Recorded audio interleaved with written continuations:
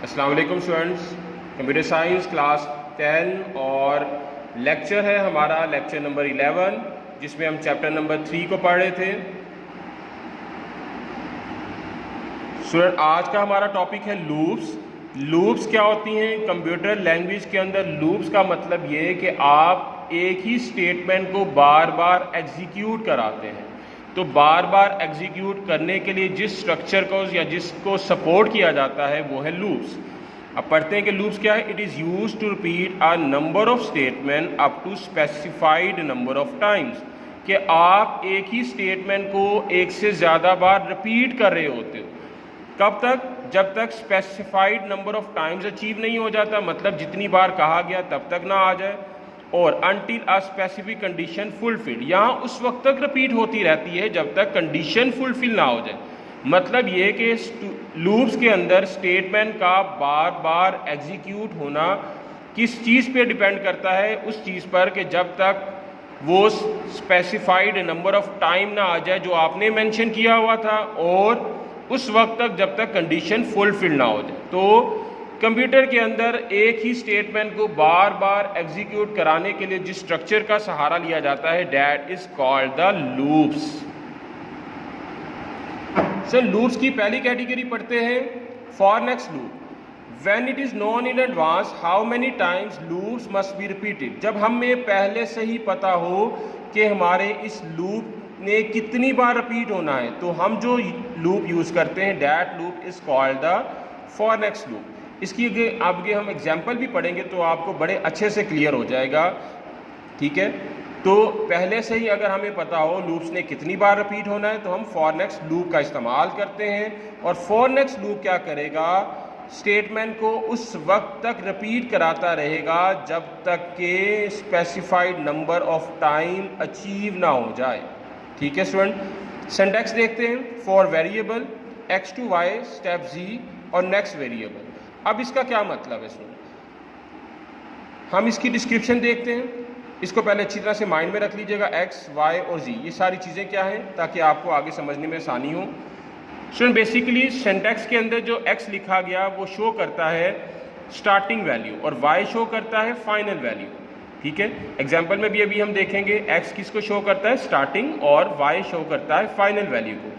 और student syntax के अंदर लिखा गया x किस चीज़ को शो करता है? इंक्रीमेंट को शो करता है कि पहली वैल्यू के अंदर कितने का इंक्रीमेंट होगा। ठीक है स्टूडेंट, और उस वक्त तक ये लूप्स रिपीट होती जाएगी जब तक फाइनल वैल्यू हमारे पास y के इक्वल नहीं आ जाती। अब हम इसकी एग्जांपल देखते हैं कि ऐसा प्रोग्राम लिखिए जो कि प्रिंट करे सम ऑफ द सीरीज 2, 4, 6, 8 और कहाँ तक चल रहा है ये? 100 तक। इन टोटल नंबर्स की जो इस स्टार्टिंग और एंडिंग वैल्यूज़ के बीच में आ रहे हैं, इन सब का सम करने के लिए हमने प्रोग्राम देखना है। अब पहले तो ये देख लें कि आपने काम क्या करना है। लूप्स की डेफिनेशन 121 पेज पे लिखी हुई है, बड़ी मुनासिब सी और अच्छी लिखी हुई है, आप वहाँ से कीजिएगा। उसके बाद फॉर नेक्स्ट लूप जो हमने पढ़ा कि क्या काम करता है, इसका सिंटैक्स x, y और z, इसके बारे में भी हमने पढ़ लिया कि क्या होता है। यहाँ पर आपने ये वाला पोर्शन कर लेना है। जी स्टूडेंट, अब हम इस प्रोग्राम को देखते हैं जो कि 2 से लेकर 100 तक जितने भी नंबर्स आ रहे हैं उनका सम कैलकुलेट करेगा। स्टार्ट हमने किया, स्टार्टिंग लाइन 10, n की वैल्यू 0 हमने रख दी, 4 और नेक्स्ट का इस्तेमाल करेंगे। यहाँ पर 4i वेरिएबल डिक्लेयर कर लिया i, और स्टार्टिंग वैल्यू और एंडिंग वैल्यू बता दी, और स्टेप 2 का मतलब कि स्टार्टिंग वैल्यू में कितने का इंक्रीमेंट होगा।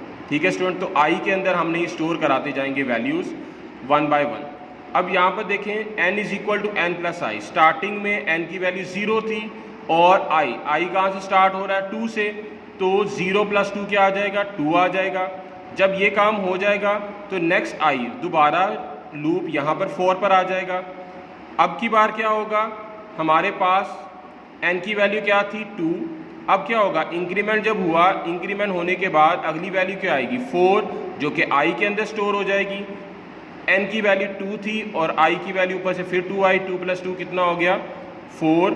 इस तरीके से स्टूडेंट ये लूप्स उस वक्त तक रिपीट होता रहेगा फॉर और नेक्स्ट के दरमियान, ये 3 लाइनें, जब तक हमें फाइनल वैल्यू 100 ना मिल जाए। जब सारी वैल्यू 100 हमें मिल गई तो उस वक्त क्या करेंगे, print the sum of series n। अब बारी बारी हम करते क्या रहे, जो जो हमारे पास सम आता गया वो n के अंदर स्टोर होता गया। किधर स्टोर होता गया, n के अंदर। वो सारी वैल्यू जब n के अंदर स्टोर होगी तो हमने उन सब का सम निकाल लिया और स्टोर करा दिया किसमें, n में। तो हम प्रिंट करने के लिए भी n को इस्तेमाल करेंगे, क्योंकि हमारी सारी वैल्यूज़ का सम n के अंदर मौजूद है। तो जब हम प्रिंट करेंगे तो हम प्रिंट के आगे क्या लिखेंगे, n, जो कि शो करता है कि सम ऑफ द वैल्यूज़ कहाँ पे है, वेरिएबल n में है। तो स्टूडेंट इसके साथ आपने ये एग्जाम्पल भी ज़रूर करनी है। अगले लेक्चर में लूप की अगली टाइप को पढ़ेंगे। तब तक के लिए अल्लाह हाफिज़।